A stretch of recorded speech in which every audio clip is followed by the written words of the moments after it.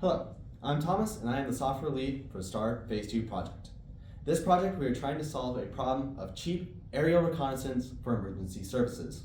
Emergency services such as fire, police, and search and rescue. These emergency services need a drone that can be rapidly deployed for aerial reconnaissance in front of them and be faster and cheaper than traditional aerial assets. In order to complete these mission parameters, Raytheon has passed a set of requirements which include the following. The drone must be able to fit within a package that can be launched from a 40mm pneumatic launcher.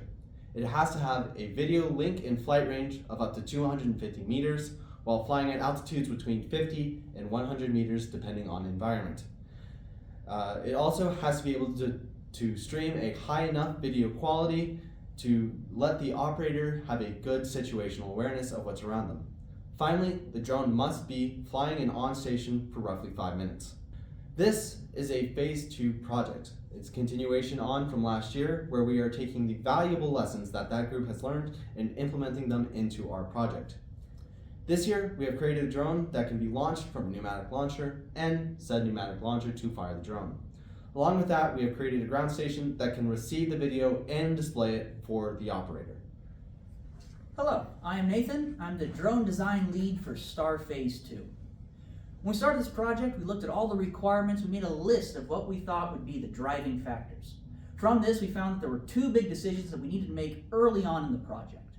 The first was how to get our drone to fit inside the 40mm tube.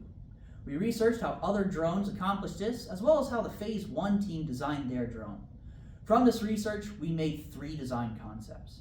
After evaluating all 3, we settled on the layout which we are currently using. During the material selection phase, we conducted load analysis on each of the main load-bearing parts. After getting our work checked by an outside source, we tested our parts past what they should ever experience during launch. Our second decision was about the video transmission system. How can we send a live video from our drone to a ground station? We saw that this was a big problem for Phase 1, and we wanted to be sure that we could meet our requirements. Out of 3 options that we found, we settled on an HD camera connected to a Raspberry Pi. We could then have a high-gain antenna on the ground station to receive the video signal. Our math showed that the data rate should be high enough to transmit our video. After several weeks of setbacks, we were able to transmit and receive video from our HD camera. The only problem is that there was more than 4 seconds of latency. This was far beyond what the requirements would allow, and at this point we weren't sure if we would have enough time to solve this latency issue. So we made a request to our sponsor to allow us to lower the video quality requirement. Leads us to our current airframe, which is the result of clear and early planning that has been iterated upon over the course of the entire project. From day 1, we wanted our system to be simple to work on, simple to make. This will allow us to keep the per unit cost down to meet our disposability requirement. Our airframe has a carbon fiber shell with 3D printed parts that slide down the center. Starting at the bottom, we have the video system, a digital video camera and transmitter system that can link with the drone's flight controller and give us a stable video out past the required distance. In the middle, we have the flight system. This is where the flight controller and folding arms are mounted, and directly above this sits the battery. Lastly, we go to the nose, which is where all the antennas are mounted along with a GPS module. Now, the GPS module isn't currently connected to the flight controller. Instead, it is there as part of the drone's remote ID system. This is a necessity to keep us compliant with the current FAA regulations. Finally, we get to the ground station. It hasn't changed much from the start of the project. It is stored in a simple backpack along with its battery, and when it's time to deploy the STAR drone, we pull the display screen out on a stand, turn on the power, and once the drone is powered on, the video is automatically displayed on the screen for the user to view. The operator can control the STAR drone with a handheld controller that is not directly connected to the rest of the ground station.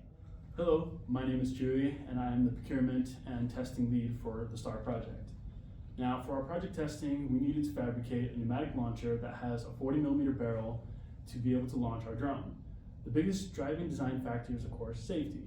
Every part of the launcher was designed for a maximum safety factor, including things such as primary steel construction. Before we considered launching a fully constructed drone, we chose to make a durable dummy drone for testing factors such as muzzle velocity and G-load. We incorporated an accelerometer that was loaned to us by the Raytheon bike shop. This dummy drone allowed us to get much needed data and give us insight on needed stability design changes before moving to a fully assembled drone with Precious Electronics. Our first test that we conducted was the muzzle velocity test.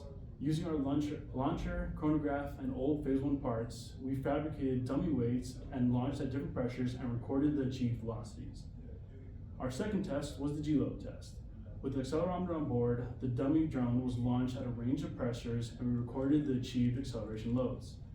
Our third test was the fin deployment test.